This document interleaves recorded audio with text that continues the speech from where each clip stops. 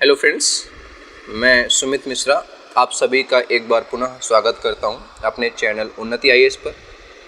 जैसा कि पिछली क्लास में हमने राष्ट्रपति के बारे में, उपराष्ट्रपति के बारे में और प्रधानमंत्री के बारे में चर्चा कर रखी है, तो आज की जो हमारी क्लास होगी वो हमारा संसद में चलेगी। संसद के पावर्स के सेक्शंस में हम अपनी क्लास को आगे लेकर चलेंगे। ये यूपी पुलिस की रिवीजन क्लास है। कल मैंने आपको बताया था कि बेसिकली शासन व्यवस्था के मुख्यतः 3 अंग होते हैं। एक कार्यपालिका,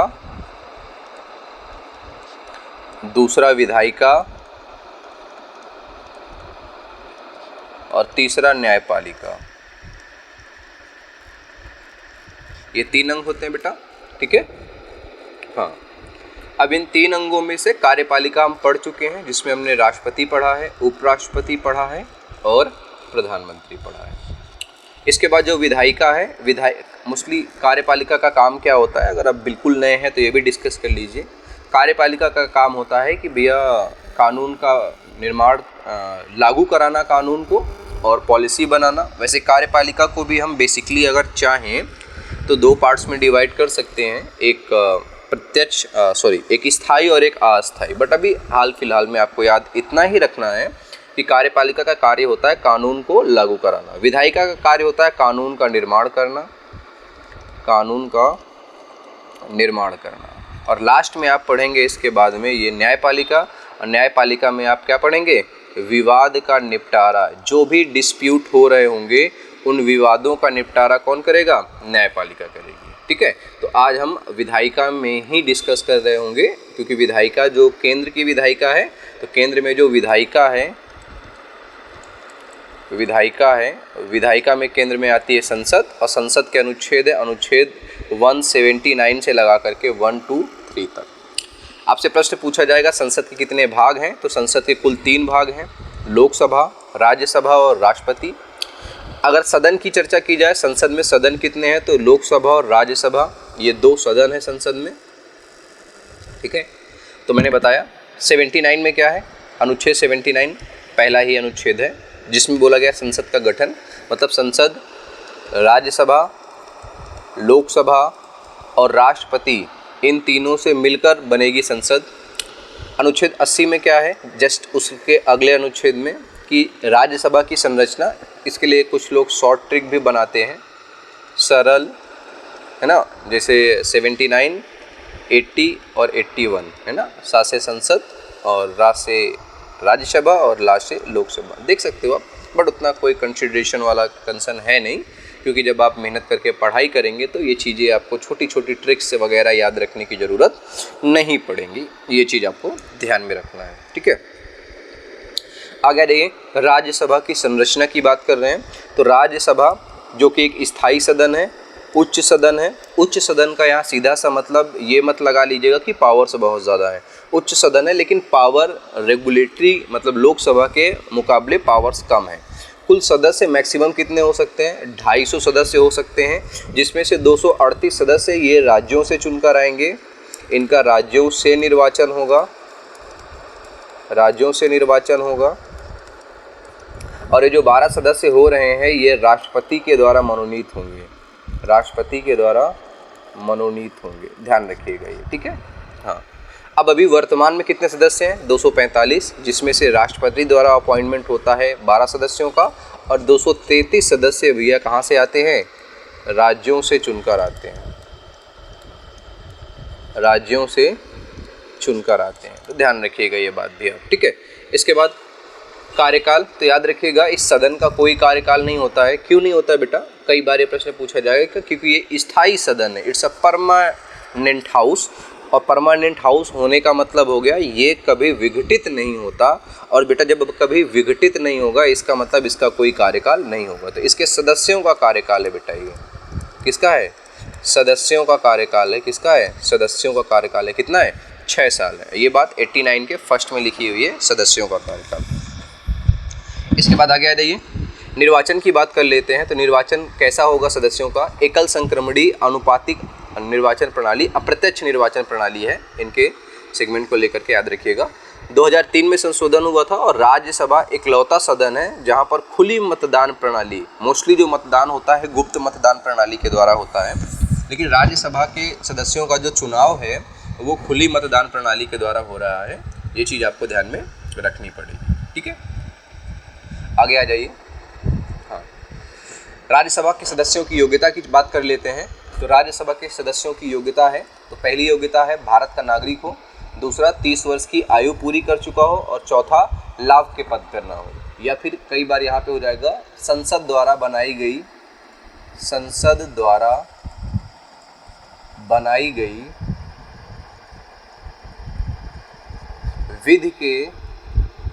विधि के तहत योग्य हो। मतलब संसद कोई विधि बना सकती है इनके योग्यता के संबंध में। जैसे संसद ने बना रखा है जनप्रतिनिधि अधिनियम, प्रतिनिधि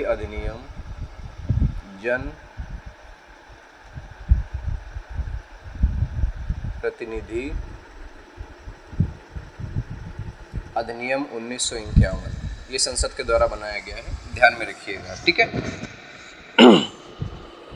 इसके बाद अगला अनुच्छेद है आपका 89 में लिखा हुआ है कि राज्यसभा के पदाधिकारियों का जो कार्यकाल होगा वो कितना होगा। तो सभापति राज्यसभा के, मैंने बताया था, उपराष्ट्रपति होते हैं। जो सभापति हैं वो कौन होंगे, वो उपराष्ट्रपति होंगे, और इनका कार्यकाल समानता कितना होता है, उपराष्ट्रपति होंगे, तो इनका जो कार्यकाल होगा वो कितना होगा, 5 साल का।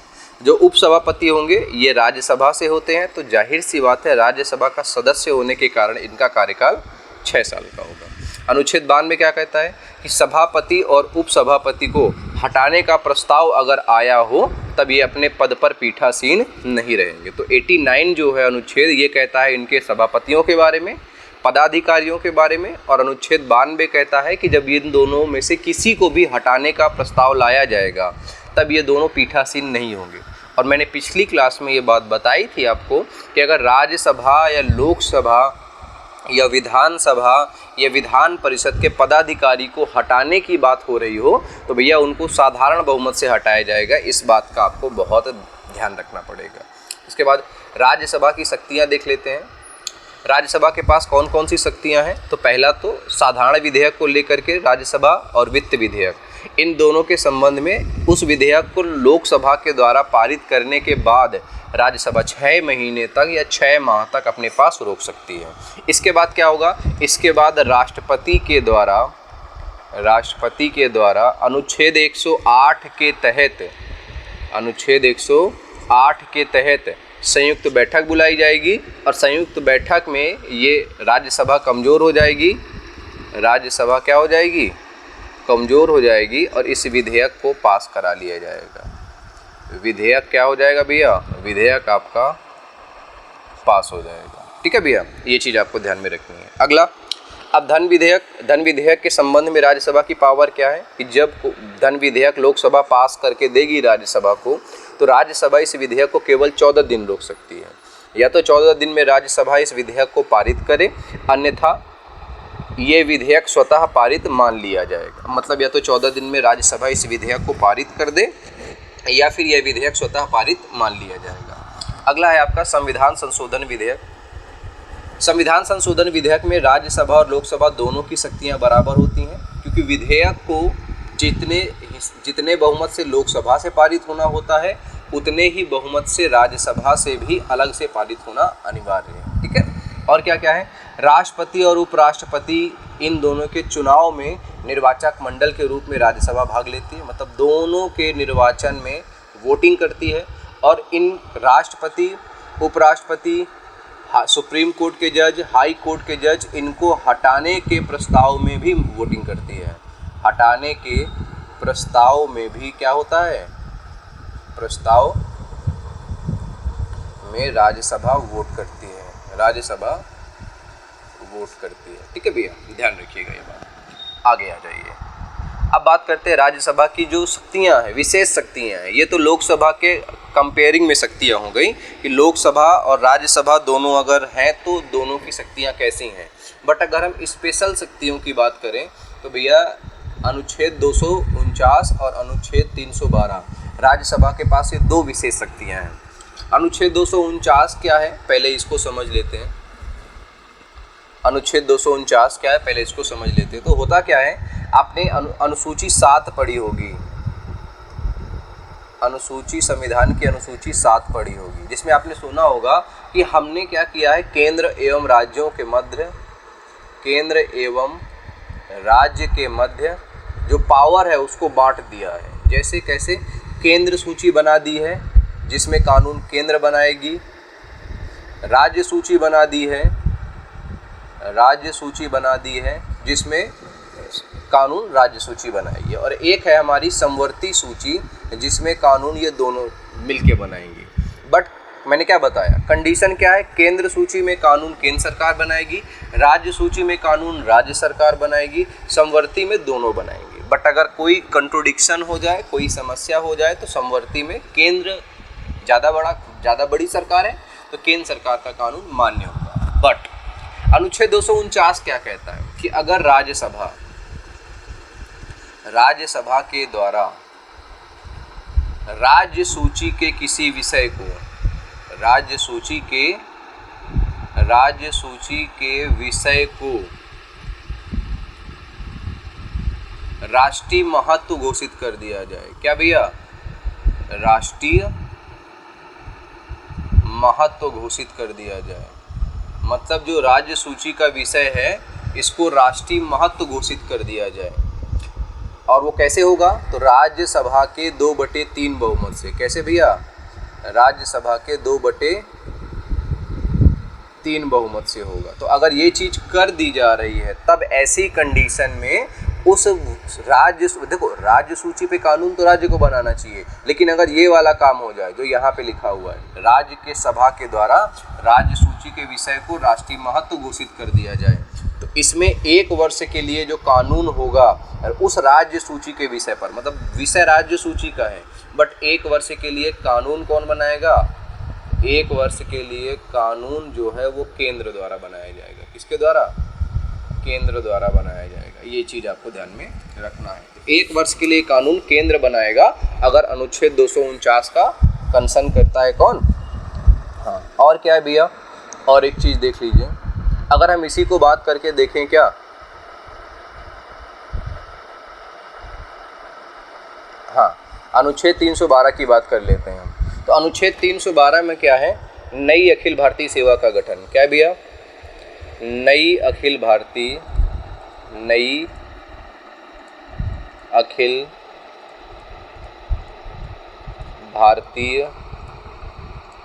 सेवा का गठन।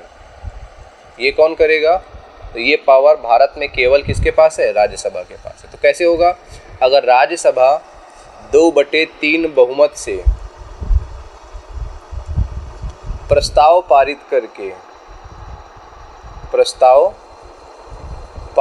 दे, 2/3 बहुमत से प्रस्ताव पारित कर दे, तो मतलब नई अखिल भारतीय सेवा का गठन हो जाएगा। जैसे example, IAS Indian administrative services, ये भी राज्यसभा के द्वारा बनाई गई है। IPS Indian police services, IFOS IFS Indian foreign services, IFOS Indian forest services, ठीक है। ये सारी जो आपको दिख रही हैं और भी हैं, IRS इंडियन रेवेन्यू सर्विसेज, है ना। तो ये सारी जो अखिल भारतीय सेवा हैं ये सब राज्यसभा के द्वारा बनाई गई हैं। मतलब इनको बनाने का अधिकार केवल और केवल किसके पास है, अनुच्छेद 312 के तहत राज्यसभा के पास है। तो दोनों को अच्छे से समझ लीजिए। 249 में है कि वैसे तो राज्य सूची पे कानून राज्य सरकार बनाती है, बट अनुच्छेद 249 को अगर राज्यसभा ठीक से यूज करे तो उस राज्य सूची पर 1 साल के लिए कानून केंद्र बनाएगी। और अनुच्छेद 312 क्या कहता है बेटा, अनुच्छेद 312 कहता है कि भैया नई अखिल भारतीय सेवा का गठन केवल भारत में कौन कर सकता है, राज्य सरकार कर सकती है, और कोई नहीं कर सकता है। इस बात का ध्यान रखिएगा। अब अगला आ जाइए आप, अनुच्छेद 81 मार्क कर लीजिए। लोकसभा की संरचना या लोकसभा के गठन की बात हो रही है। हाँ, तो क्या भैया मैंने बताया ये एक अस्थायी सदन है। अस्थायी का मतलब हो गया ये परमानेंट नहीं है, और ये निम्न सदन है मतलब ये लोअर हाउस कहा जाता है इसको, है नहीं, मतलब बोल चाल में कहा जाता है। अब यहाँ लोअर हाउस का मतलब फिर से ये मत समझ लीजिएगा कि इसकी शक्तियाँ किसी भी आधार पे कम होंगी, ठीक है, ये चीज़ आपको। तो इसमें क्या भैया, तो संसद का सबसे शक्तिशाली सदन है, मैंने बताया। सदस्यों की संख्या कितनी भैया, यहाँ पे ध्यान रखिए, तो कुल सीटें जो मोस्टली मैक्सिमम हो सकती हैं वो 550 हो सकती हैं, जिसमें 530 सीटें राज्यों से आएंगी और 20 सीटें यूटी से चुन करके, यूटी मतलब केंद्र शासित प्रदेश से आएंगी ये सीटें। वर्तमान में अभी कितनी सीटें हैं लोकसभा में, तो 543 सीटें हैं, जिनमें से 524 सीटों का जो कंसर्न है वो आता है कहाँ से, राज्यों से आता है, और 19 सीटें कहाँ से आती हैं, यूटी से आती हैं। अब अगर सीटों की बात करें तो 524 सीटों में 80 सीटें सबसे ज़्यादा यूपी से हैं, ठीक है, 80 सीटें सबसे ज़्यादा कहाँ पर हैं, यूपी से हैं। दूसरे नंबर पे महाराष्ट्र। यूटी की बात करें तो सबसे ज़्यादा 7 सीटें हैं, जो 7 सीटें हैं ये आपको मिलेंगी कहाँ से, दिल्ली से। कहाँ से मिलेंगी भैया, दिल्ली से मिलेंगी, तो ध्यान रखिएगा। तो 7 सीटें यूटी में सबसे ज़्यादा दिल्ली, और राज्यों में सबसे ज़्यादा यूपी 80 सीटें। आगे आ जाइए, रिजर्वेशन की बात कर लेते हैं। लोकसभा में राजनीतिक आरक्षण की बात कर लेते हैं। तो SC ST के लिए अनुच्छेद 330 के तहत SC के लिए 15% और ST के लिए 7.5% का आरक्षण दिया गया है, ठीक है भैया। 15% SC के लिए और 7.5% आरक्षण है वो ST के लिए दिया गया है। कितनी सीटें हैं, तो SC के लिए कुल 84 सीटें रिजर्व हैं और ST के लिए कुछ 47 सीटें रिजर्व हैं। ड्यूरेशन ऑफ रिजर्वेशन कितना है भैया, तो इसमें भैया 10 वर्ष के लिए ड्यूरेशन है, मतलब शुरुआत जब हुई थी तो 10 वर्ष के लिए इसको बढ़ाया गया था। अनुच्छेद 334 के तहत बोला गया था कि 10 वर्ष के लिए बढ़ाया जाएगा। 95वां संविधान संशोधन 2009 में इस, क्योंकि 2010 तक ड्यूरेशन थी तो इसको 2010 से इसकी ड्यूरेशन बढ़ा के 2020 कर दिया गया। और जब 2020 में इसकी अवधि फिर से समाप्त होने वाली थी तो एक संशोधन किया गया, 104वां संशोधन, और इसमें आरक्षण 2020 से बढ़ा करके 2030 कर दिया गया। एक चीज़ और देख लीजिए, अभी हाल ही में एक संशोधन और हुआ है, ये है 106वां संशोधन। कौन सा भैया, 106वां संशोधन, 106वां संशोधन, ये है 2024 का। कब है, 2024 का। क्या भैया, इसमें एक आपको याद रखना पड़ेगा, नारी वंदन योजना। क्या भैया, नारी वंदन योजना की बात की जा रही है, ठीक है भैया। नारी वंदन योजना क्या है, महिलाओं को जो है लोकसभा और विधानसभा में 33% का आरक्षण दिया गया भैया। कितना दिया गया है, 33% का आरक्षण दिया गया है, ठीक है, ध्यान रखिएगा। और ये अभी शुरुआत में जो अवधि है, इनको आरक्षण की अवधि है, ये है भैया 15 वर्ष। कितनी है, 15 वर्ष, मतलब 2024 से 15 वर्ष लगा लीजिए, 2039 तक यह आरक्षण प्रदान कर दिया गया है।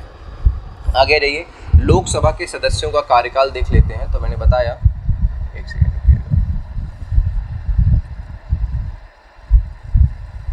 लोकसभा के सदस्यों का कार्यकाल,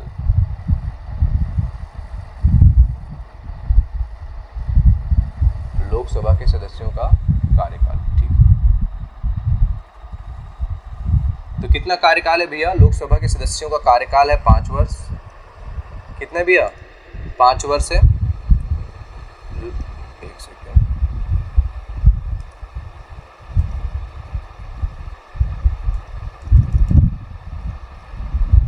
हाँ, तो लोकसभा के सदस्यों का कार्यकाल कितना है भैया, 5 वर्ष, ध्यान रखिएगा, है ना।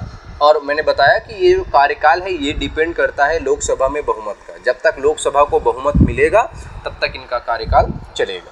अच्छा, आगे आ जाइए, 81 के बाद अगला अनुच्छेद है अनुच्छेद 82। लगभग ऐसा मान के चलिए, अगर हम पावर की बात करें लोकसभा में, पावर की बात करें तो सभी शक्तियाँ किसके पास हैं, ये सभी प्रकार की शक्तियाँ किसके पास है भैया, ये लोकसभा के पास है। ये ध्यान में रखना है आपको, ठीक है। आगे आ जाइए, हाँ,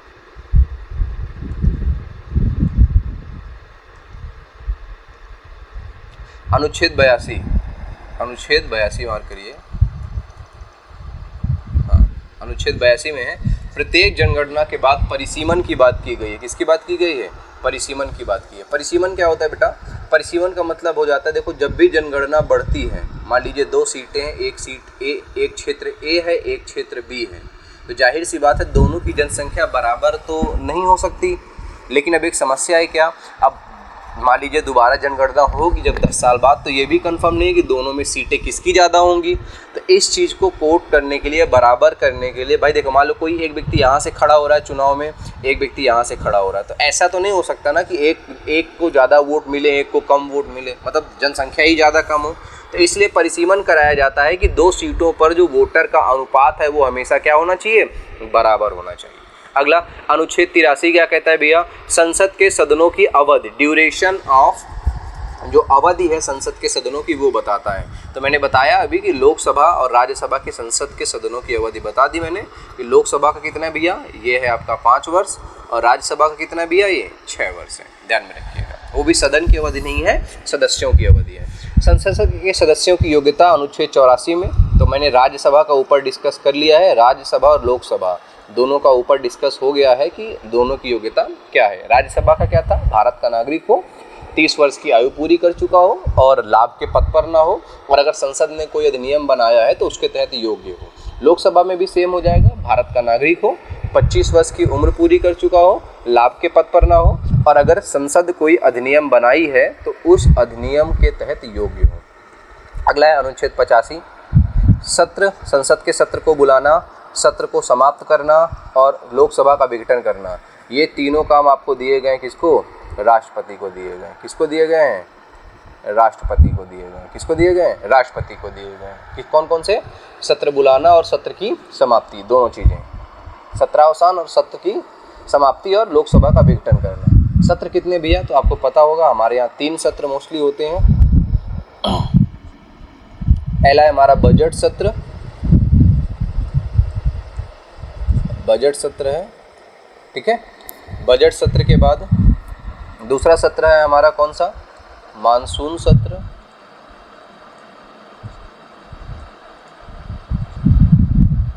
मानसून सत्र, और तीसरा है हमारा कौन सा, शीतकालीन सत्र। कौन से भैया, शीतकालीन सत्र, ठीक है भैया। तो ये 3 सत्र हैं जो क्या है भैया, आपके सत्र के हिसाब से काम करेंगे, ठीक है। 3 सत्र हैं, इनको बुलाना और इनकी समाप्ति, ये तीनों राष्ट्रपति पर डिपेंड है। विघटन क्या होता है, लोकसभा को अगर बहुमत नहीं प्राप्त है, लोकसभा में जो सरकार है अगर उसने अपना बहुमत खो दिया है, तब ऐसी कंडीशन में लोकसभा को भंग किया जाएगा, और ये भंग कौन करेगा, राष्ट्रपति करेगा। लोकसभा को भंग करना ही कहलाता है लोकसभा का विघटन।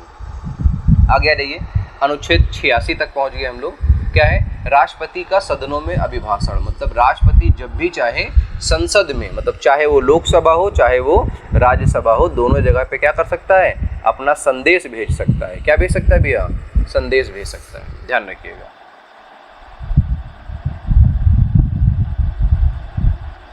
हाँ, आगे आ जाइए। अब अभिभाषण हो गया, और एक चीज़ है क्या कि राष्ट्रपति, अनुच्छेद 87 क्या कहता है, राष्ट्रपति का संसद में विशेष अभिभाषण। अच्छा, जब अभिभाषण दे रहा है तो संदेश देने का मतलब हो गया, चाहे तो वो स्वयं जा सकता है या किसी व्यक्ति के द्वारा, स्वयं जाए या किसी व्यक्ति के द्वारा अपना संदेश पहुंचा दे, ठीक है। चाहे तो वो स्वयं जाए और चाहे वो किसी व्यक्ति के द्वारा अपना संदेश पहुंचा दे। लेकिन जो आपका अनुच्छेद 87 है, अनुच्छेद 87 क्या कहती है कि विशेष अभिभाषण का मतलब हो गया राष्ट्रपति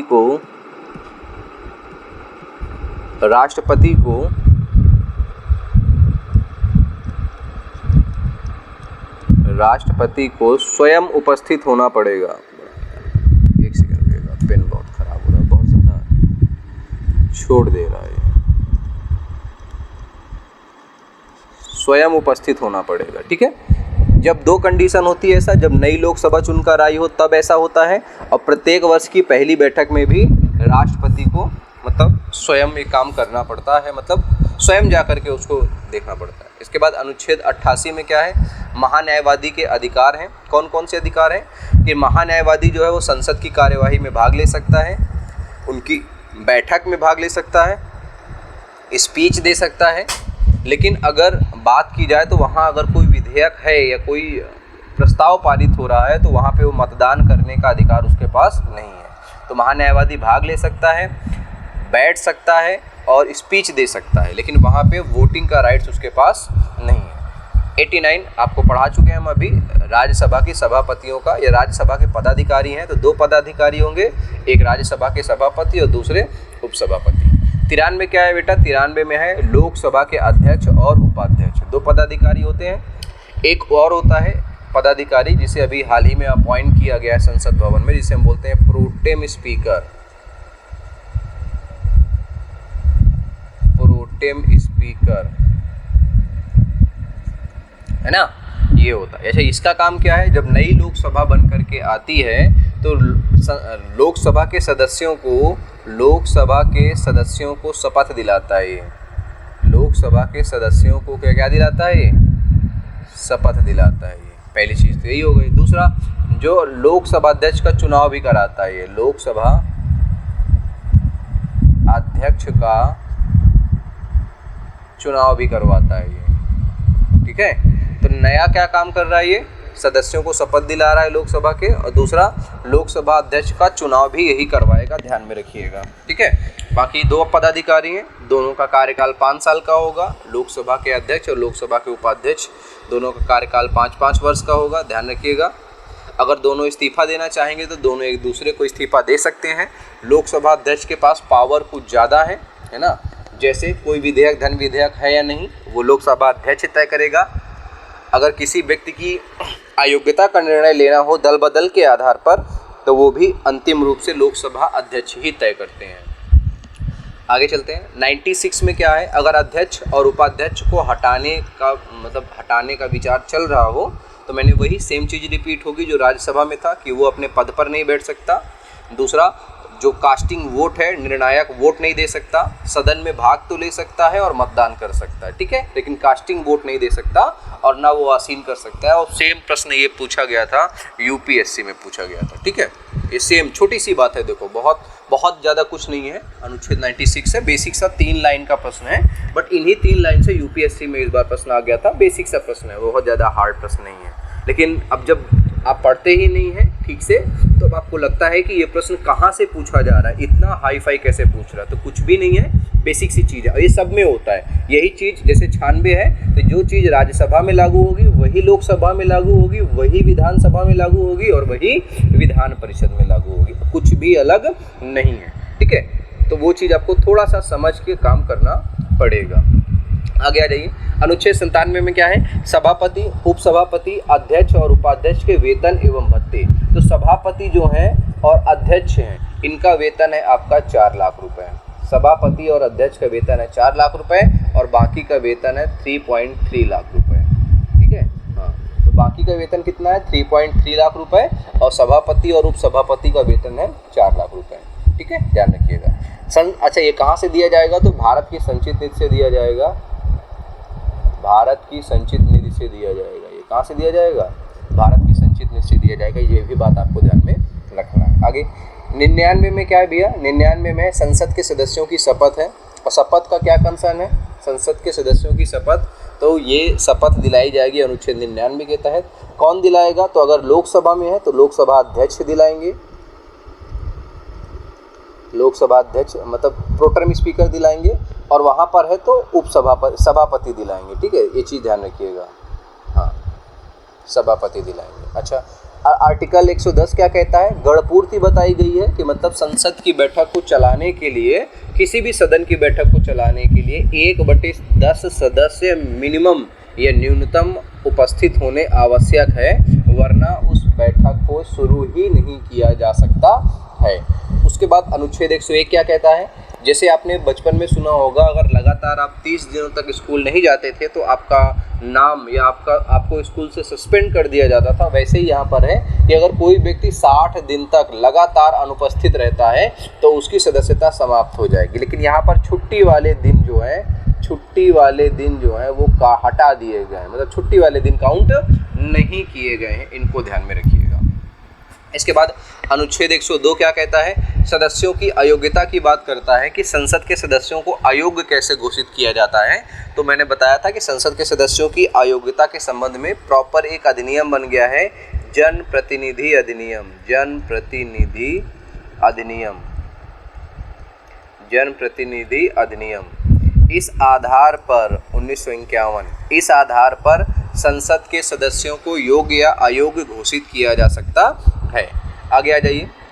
103 में क्या बताया जा रहा है आपको? सदस्यों की अयोग्यता। अच्छा, अयोग्यता का निर्धारण तो यहाँ से होगा, लेकिन कौन करेगा अयोग्यता? तो याद रखिएगा, राष्ट्रपति अयोग्यता बताएंगे, लेकिन किसकी सलाह पर? निर्वाचन आयोग की सलाह पर। तो अयोग्यता का निर्णय राष्ट्रपति के द्वारा किया जाएगा विद द रेफरेंस ऑफ निर्वाचन आयोग या इलेक्शन कमीशन। बट इसी 103 में क्या लिखा हुआ है? अगर जो अयोग्यता है वो दल बदल के संबंध में हो। किसमें हो भैया? दल बदल के संबंध में हो, दल बदल के संबंध में हो, दल बदल के संबंध में हो, तब ऐसी कंडीशन में इसका निर्धारण कौन करेगा? लोकसभा के अध्यक्ष करेंगे। कौन करेंगे भैया? लोकसभा के अध्यक्ष करेंगे। ठीक है, ध्यान रखिएगा। अगर दल बदल के संबंध में अयोग्यता है तो भैया वो करेंगे लोकसभा अध्यक्ष। 105 में संसद के सदस्यों का विशेषाधिकार है। संसद के सदस्य के रूप में कुछ विशेषाधिकार दिए गए हैं, तो वो चीज़ है आपके कहाँ? 105 में। 106 वैसे इंपॉर्टेंट नहीं है। संसद के सदस्यों के वेतन एवं भत्ते हैं, जो मैंने आपको ऑलरेडी बता रखा है कितने वेतन एवं भत्ते हैं। 107 लोकसभा के भंग होने पर विधेयकों पर क्या प्रभाव पड़ेगा? ये संविधान के अनुच्छेद 107 में लिखा हुआ है। क्या लिखा हुआ है भैया? कि भैया अगर कोई बिल लोकसभा में लंबित है, मतलब लोकसभा में ही प्रस्तुत हुआ है, चर्चा चल रही है, और अगर लोकसभा का विघटन हो जाए या लोकसभा भंग हो जाए तो विधेयक समाप्त हो जाएगा। दूसरा टर्म क्या है कि अगर विधेयक राज्यसभा में पारित है, राज्यसभा से पारित होकर लोकसभा में लंबित है, और फिर भी अगर लोकसभा इस समय भंग हो जाए तो विधेयक भैया समाप्त हो जाएगा, कोई दिक्कत वाली बात नहीं है। तीसरा है विधेयक अगर राज्यसभा में लंबित है जिसमें लोकसभा का कोई योगदान नहीं है, तो लोकसभा के भंग होने पर विधेयक समाप्त नहीं होगा। सरल भाषा में ऐसे याद रखिए, या तो विधेयक लोकसभा में लंबित हो या तो फिर लोकसभा से पारित होकर राज्यसभा में लंबित हो। दोनों ही कंडीशन में विधेयक क्या हो जाएगा? समाप्त हो जाएगा। विधेयक कब समाप्त नहीं होगा? या तो विधेयक लोकसभा तक आया ही ना हो, पहली कंडीशन। दूसरी कंडीशन, लोकसभा और राज्यसभा दोनों ने पारित कर दिया हो, राष्ट्रपति के पास हस्ताक्षर के लिए गया हो, तब समाप्त नहीं होगा। और तीसरी कंडीशन है कि लोकसभा और राज्यसभा ने पारित कर दिया है, राष्ट्रपति के पास हस्ताक्षर के लिए गया था, राष्ट्रपति ने वीटो पावर का प्रयोग किया है, और जो निलंबनकारी वीटो है, और विधेयक एक बार पुनः संसद के पास आ गया है। ऐसी कंडीशन में भी विधेयक समाप्त नहीं होगा। और बेटा सेम क्वेश्चन देखो, अब बेसिक सी बात है यहाँ पे, ये यहाँ पर भी इसी से डायरेक्टली यूपीएससी का अब आप देख लीजिए, बहुत एडवांस हम नहीं पढ़ रहे हैं, बेसिक से डिटेल पढ़ रहे हैं, बट अब कहते हैं ना यूपीएससी है, बट कितना आसान आसान प्रश्न पूछता है यूपीएससी भी। तो ये चीज़ आपको ध्यान में रखना है। बहुत डिटेल में हम नहीं जा रहे, बेसिक सी बात ही पढ़ रहे हैं, और इससे ज़्यादा स्टैंडर्ड हम हमेशा अपनी क्लास में पढ़ते हैं, बट मैंने बहुत बेसिक रखा है आपका ऑनलाइन जो आपका रिवीजन क्लास चल रहा है। तो आपको ये चीज़ ध्यान में रखना है कि कितने आसान प्रश्न पूछे जाते हैं आपको, है ना। यूपीएससी जैसा एग्जाम ऐसे प्रश्न पूछ रहा है। अगला अनुच्छेद 108 क्या कहता है? संयुक्त बैठक का कंसर्न है यहाँ पर कि राष्ट्रपति के द्वारा संयुक्त बैठक बुलाई जाएगी। ध्यान रखिएगा, कोई भी बिल लोकसभा से पारित हो जाए, और ये भी कब? या तो साधारण विधेयक हो, साधारण विधेयक हो भैया, साधारण विधेयक हो, या तो वित्त विधेयक हो। दो प्रकार के विधेयक होने चाहिए, वित्त विधेयक हो या साधारण विधेयक। ठीक है, तो ये जब लोकसभा से पास होकर राज्यसभा के पास जाएंगे तो राज्यसभा इनको 6 माह तक रोक सकती है, और 6 माह के बाद क्या होगा? तो अनुच्छेद 108 का हवाला देते हुए राष्ट्रपति द्वारा संयुक्त बैठक बुलाई जाएगी, और इस बैठक में दोनों लोग लोकसभा और राज्यसभा एक साथ बैठ करके उस विधेयक पर चर्चा करेंगे और विधेयक पर मतदान भी करेंगे। ठीक है, मतदान करेंगे, और ये विधेयक आसानी से पारित हो जाएगा। कई बार पूछा जाता है संयुक्त बैठक बुलाता तो राष्ट्रपति है, लेकिन इसका अध्यक्ष कौन बनेगा? संयुक्त बैठक का अध्यक्ष कौन बनेगा या अध्यक्षता कौन करेगा? तो याद रखिएगा, लोकसभा के अध्यक्ष के द्वारा, लोकसभा के अध्यक्ष के द्वारा अध्यक्षता की जाएगी। किसकी? संयुक्त बैठक की। ध्यान रखिएगा। इसके बाद अनुच्छेद 109 में क्या है? धन विधेयक की प्रक्रिया है कि संसद में धन विधेयक कैसे पारित होगा, ये प्रक्रिया बताई गई है आपको कहाँ पर, अनुच्छेद 109 में। जैसे आपको बेसिक डिटेल में बता दे रहा हूँ कि केवल लोकसभा में प्रस्तुत होगा, लोकसभा में प्रस्तुत होगा। और जब लोकसभा में प्रस्तुत हो रहा है, इससे पहले दो चीज़ें हो जाएंगी। क्या, लोकसभा के जो अध्यक्ष हैं वो ये निर्णय लेंगे, अध्यक्ष निर्णय लेंगे, कौन सा निर्णय लेंगे, कि कोई विधेयक धन विधेयक है या नहीं, मतलब जो विधेयक आया है ये धन विधेयक है या नहीं, इस बात का निर्णय लेंगे। ठीक है, हाँ, ये विधेयक धन विधेयक है या नहीं, इस बात का निर्णय लिया जाएगा किसके द्वारा, लोकसभा के अध्यक्ष के द्वारा ये निर्णय लिया जाएगा। और राष्ट्रपति से पूर्व अनुमति ली जाएगी, पूर्वानुमति ली जाएगी, और इसके बाद ये लोकसभा में क्या किया जाएगा, दो काम होने के बाद इसको लोकसभा में प्रस्तुत किया जाएगा। ये वाला काम लोकसभा इसको 2/3 बहुमत से क्या करेगी, 2/3 बहुमत से पारित करेगी, 2/3 बहुमत से क्या करेगी, लोकसभा पारित करेगी। और उसके बाद ये विधेयक कहाँ जाएगा, राज्यसभा में प्रस्तुत होगा। कहाँ, राज्यसभा में प्रस्तुत होगा, राज्यसभा में प्रस्तुत होगा। ठीक है भैया, ध्यान रखिएगा।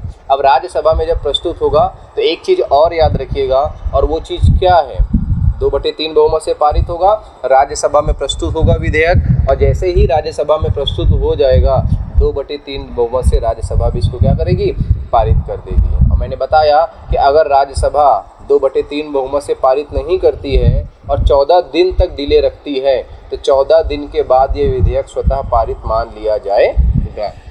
ये पूरी प्रक्रिया अनुच्छेद 109 में लिखी हुई है। आपसे पूछेगा कि संविधान के किस अनुच्छेद में धन विधेयक का विवरण है, तो हमेशा अनुच्छेद 110 लगाएंगे, 109 नहीं।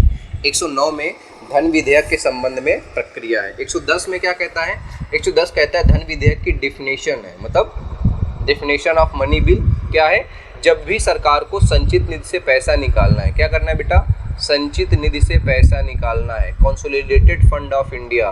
तो संचित निधि से जब धन निकालना है, संचित निधि से क्या करना है भैया, संचित निधि से धन निकालना है, तब ऐसी कंडीशन में सरकार 110 अनुच्छेद के तहत धन विधेयक पारित करके पैसा निकाल सकती है।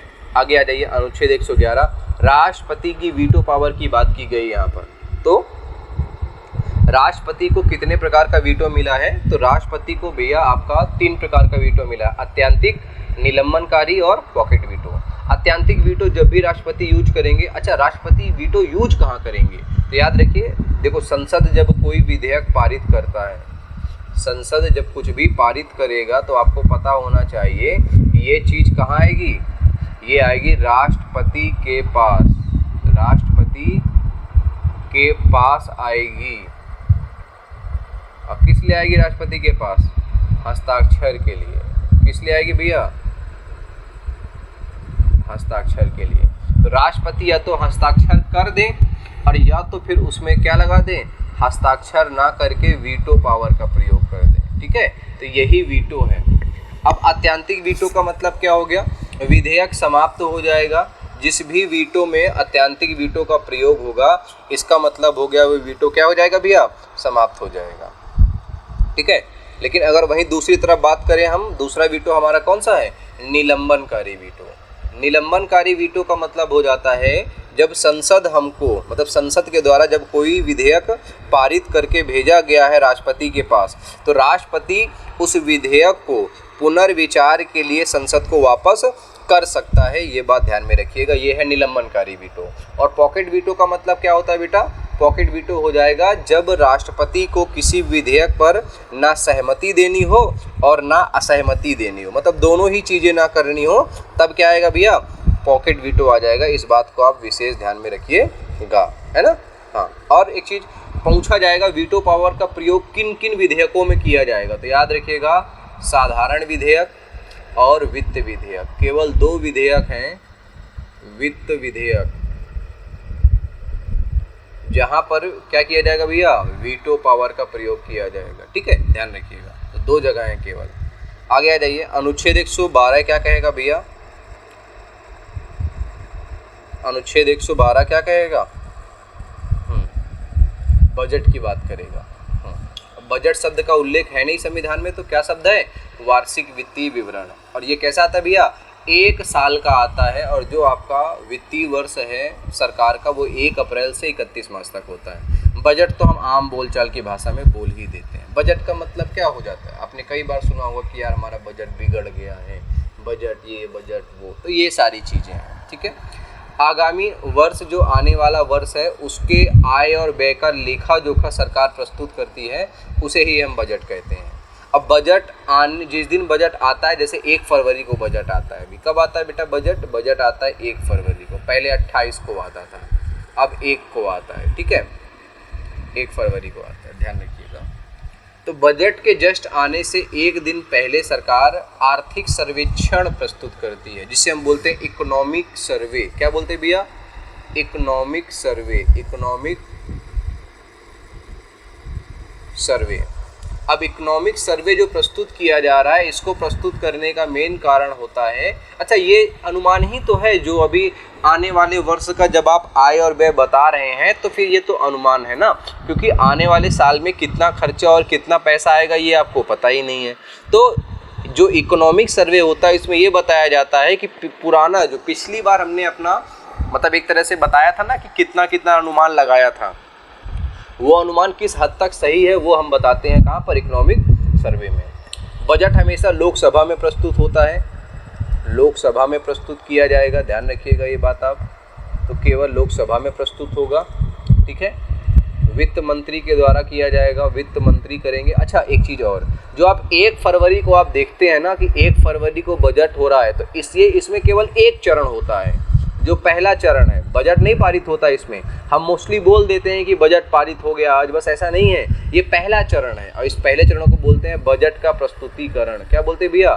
बजट का प्रस्तुतिकरण, जो पूरा 1 फरवरी का होता है ना, जिसमें प्रधानमंत्री माफ़ी चाहता हूँ, वित्त मंत्री महोदया हैं जो हमारी, वो एक लंबी चौड़ी स्पीच देती हैं और बताती हैं कि हम इस साल क्या क्या लेके आ रहे हैं देश के लिए। तो वो पहला ही चरण है, पूरा बजट नहीं। लेकिन आप देखिए कितनी गलत बात होती है, दूसरे ही दिन बहुत बड़ी बड़ी हेडलाइन आती है कि बजट पारित हो गया है, बजट में ये बातें हैं वो बातें हैं, बट ये बजट पारित नहीं हुआ, बजट केवल प्रस्तुत हुआ है। अच्छा तो भैया फिर क्या प्रोसेस है? बजट पारित होता है टोटल 6 चरणों में। कितने चरणों में? 6 चरणों में। मतलब बजट जो है वो प्रॉपर 6 चरणों में पारित हो पाएगा, एक चरण में पारित नहीं होता है, ध्यान रखिएगा ये। तो कौन सा है? पहला तो है बजट का प्रस्तुतिकरण, मतलब जो आप 1 फरवरी को देखते हैं मोस्टली वो चीज़ है प्रस्तुतिकरण, प्रेजेंटेशन हो जाएगा। प्रस्तुतिकरण के बाद हो जाएगा बजट पर फिर शुरू होगी आम चर्चा, जो काफ़ी दिन चलती है। आम चर्चा का मतलब एक बेसिक डिस्कशन चलेगा उसमें कि क्या हो रहा है, कितना हो रहा है, क्यों हो रहा है। इसके बाद समिति द्वारा जांच, विभागीय समिति, मान लीजिए आपने एजुकेशन को लेकर के 5,000 करोड़ लिए हैं, तो विभागीय समिति मतलब ये समिति क्या करेगी? जांच करेगी कि ये 5,000 करोड़ की ज़रूरत है भी या नहीं है, वो चीज़ है। फिर इसके बाद अब विभागीय समिति ने जांच करके रिपोर्ट दे दी कि हाँ भैया 5,000 करोड़ चाहिए सरकार को। अब उस सरकार के 5,000 करोड़ को बोलते हैं हम अनुदान। तो अनुदान की मांग पर क्या होगा? चर्चा होगी। मतलब अनुदान की मांग पर, एक सेकेंड, हाँ, अनुदान की मांग पर क्या होगा? चर्चा होगा। मतलब चर्चा बैठ के होगी कि क्या 5,000 करोड़ सही है या नहीं, कम कर दो, ज़्यादा कर दो, ये। और चर्चा होने के बाद उसके जस्ट बाद क्या होगा? मतदान होगा कि सभी लोग भैया इस पे मतदान करो कि कितने लोग इतना अनुदान देना चाहते हैं सरकार को, वो चीज़ है। इसके बाद लास्ट में क्या आएगा भैया? 5वें नंबर पे आ जाएगा विनियोग विधेयक आ जाएगा बेटा। क्या आ जाएगा? विनियोग विधेयक आ जाएगा। अनुच्छेद 114 में है ये चीज़, ध्यान रखिएगा, विनियोग विधेयक। और उसके बाद अंतिम आ जाएगा आपका वित्त विधेयक आ जाएगा। क्या आ जाएगा? वित्त विधेयक आ जाएगा। तो ये कुल 6 चरणों में ये बजट आपका पारित होता है। अच्छा तो पहले ही दिन हम इसी वाले दिन को हम क्यों मान लेते हैं कि बजट पारित कर दिया गया है? क्योंकि भैया बजट, अगर इसी को हम बजट पारित करने का कंसर्न मान लेंगे तो इसका बेसिक सा बेटा कंसर्न हो जाता है क्या कि जो 6 चरण है ना, 1, 2, 3, 4, 5 और 6, अगर इन 6 चरणों में से कोई भी एक चरण नहीं होता है तो इसका मतलब हो जाएगा सरकार को तुरंत क्या देना पड़ेगा? इस्तीफा देना पड़ जाएगा। मतलब इसी कारण से हम बोल देते हैं प्रस्तुतिकरण में ही कि बजट आ चुका है। आगे पहले बजट का प्रस्तुतिकरण 28 फरवरी को होता था, लेकिन अब जो बजट है वो 1 फरवरी को आने लगा है। मोदी सरकार ने ये चेंजमेंट कर दिया है। पहले क्या था, हमारे पास एक कमेटी थी, एक वर्ड कमेटी, जिसने क्या किया था भैया, रेल बजट को आम बजट से अलग कर दिया था। मतलब रेल बजट अलग आता था, रेल मंत्री लेके आते थे, और आम बजट अलग आता था। वो कौन लेके आता था? हाँ, वो वित्त मंत्री लेके आते थे। लेकिन 2017 में क्या कर दिया गया है, 2017 में आम बजट को पुनः रेल बजट में क्या कर दिया गया है, मिक्स कर दिया गया। मतलब आम बजट और रेल बजट का एकीकरण कर दिया गया है 2017 में। ये चीज़ आपको ध्यान में रखना है, ठीक है। आगे आ जाइए। अच्छा, कमेटी पूछेगा, जैसे अलग किया था एक वर्ड कमेटी ने, तो इनको दोनों को एक किसने किया है, तो एक कमेटी विवेक देवराय, मार्क कर लीजिएगा, विवेक देवराय,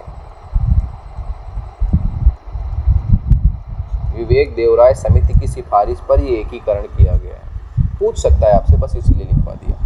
अब पहला बजट किसने प्रस्तुत किया था, तो जेम्स विल्सन ने प्रस्तुत किया था भारत का पहला बजट। स्वतंत्र भारत का पहला बजट आर.के. षणमुखम चिट्टी जी हैं। गणतंत्र भारत का पहला बजट जॉन मथाई। पहली महिला जिन्होंने बजट प्रस्तुत किया वो इंदिरा गांधी थी। अगर पूछ ले पहली महिला वित्त मंत्री, पहली महिला वित्त मंत्री, तो अभी जो वर्तमान में है निर्मला सीतारमण। निर्मला सीतारमण मतलब पहली महिला वित्त मंत्री जिन्होंने बजट प्रस्तुत किया हो तो कौन है, निर्मला सीतारमण जी है, ध्यान रखिएगा, ठीक है। इंदिरा गांधी ने जब बजट प्रस्तुत किया था उस समय वो मंत्री नहीं थी, वो पीएम के पद पर थी। क्या थी, पीएम के पद पर थी। लेकिन मोरारजी देसाई इस समय वो थे, वित्त मंत्री थे, लेकिन इंदिरा गांधी ने मोरारजी देसाई से क्या लिया था, इस्तीफा ले लिया था बैंकों के राष्ट्रीयकरण वाले विवाद को लेकर के। बस इसी चक्कर में क्या किया गया, इसी चक्कर में भैया सीधा अब भाई वित्त मंत्री का पद खाली हो गया तो बजट पीएम के रूप में ही लेके आए थे। मतलब कार्यवाहक का कंसर्न था एक तरह से, उस समय वित्त मंत्री का पद खाली था।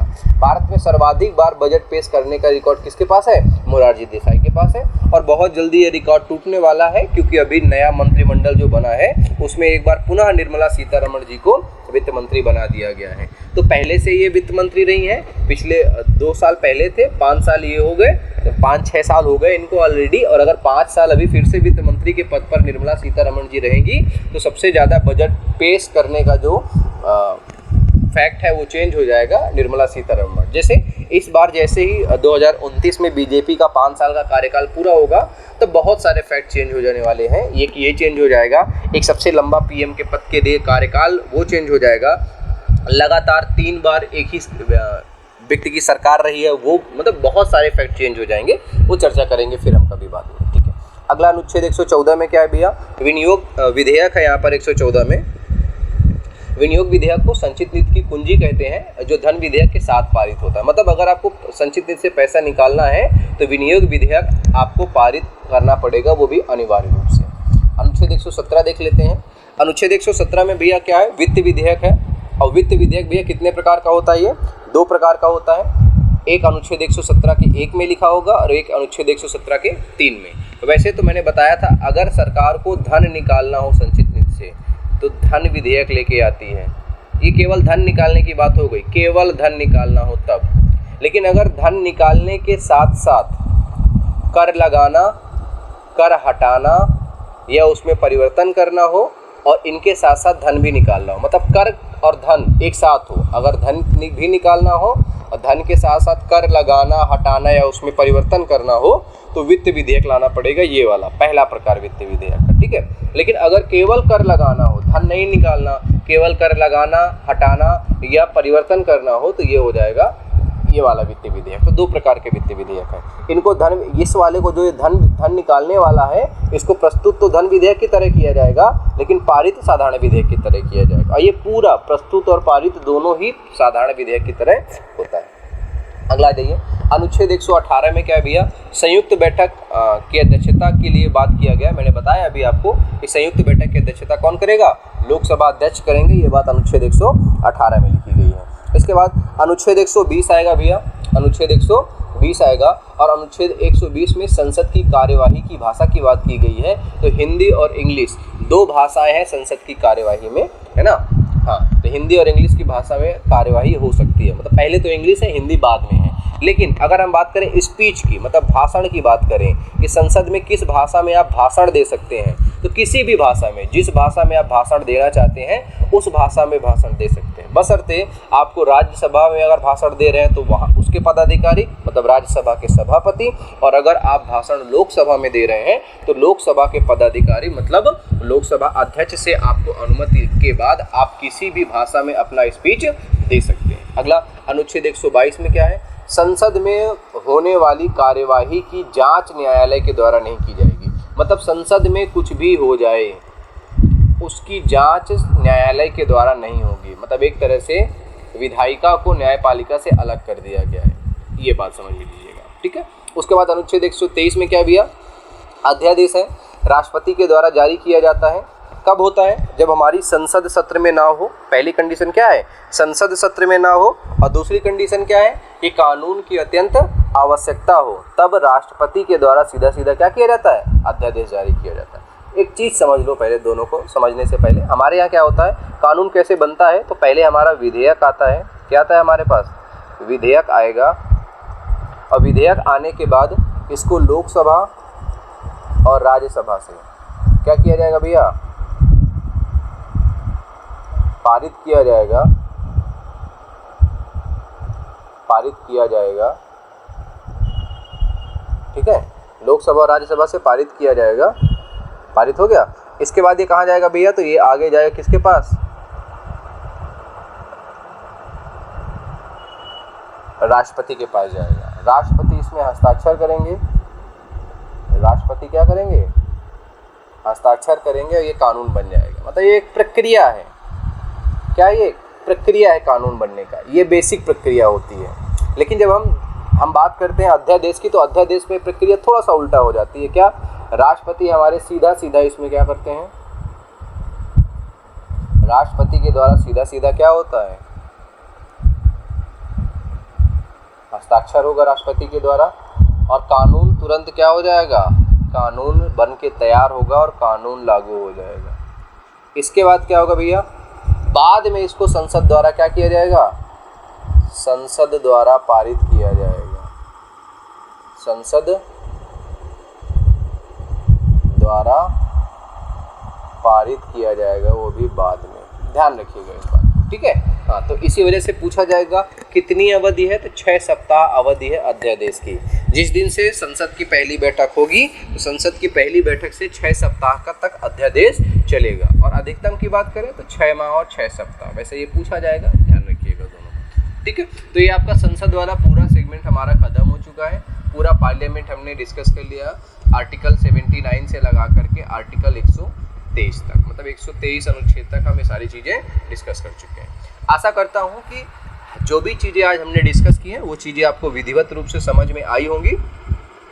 फिर भी अगर आपको कोई चीज़ समझ में नहीं आई है, या किसी भी प्रारूप में या किसी भी कंसर्न में आपको थोड़ा सा भी दिक्कत हुई है या चीज़ें समझ में नहीं आई है, तो आप कमेंट सेक्शन में हमें बता सकते हैं कि ये चीज़ आपको समझ में नहीं आई। मतलब जो भी डाउट है वो आप कमेंट में आप हमको बता सकते हैं सीधा सीधा। और कमेंट जरूर करिए, कोई सजेशंस हैं, कोई डाउट है तो आप कमेंट में ज़रूर ये चीज़ें हमसे साझा करिए कि क्या दिक्कत आ रही है क्लासेस में। अगर कोई दिक्कत है, कोई सजेशंस है, सही चल रहा है या नहीं चल रहा है, जो भी चीज़ें हैं आप सब कुछ डिस्कस करिए। तो ये हो जाएगा हमारा पार्लियामेंट का क्लास आज ख़त्म हो चुका है। इसके बाद हमारी जो अगली क्लास होगी वो होगी राज्य के विधानमंडल से होगी।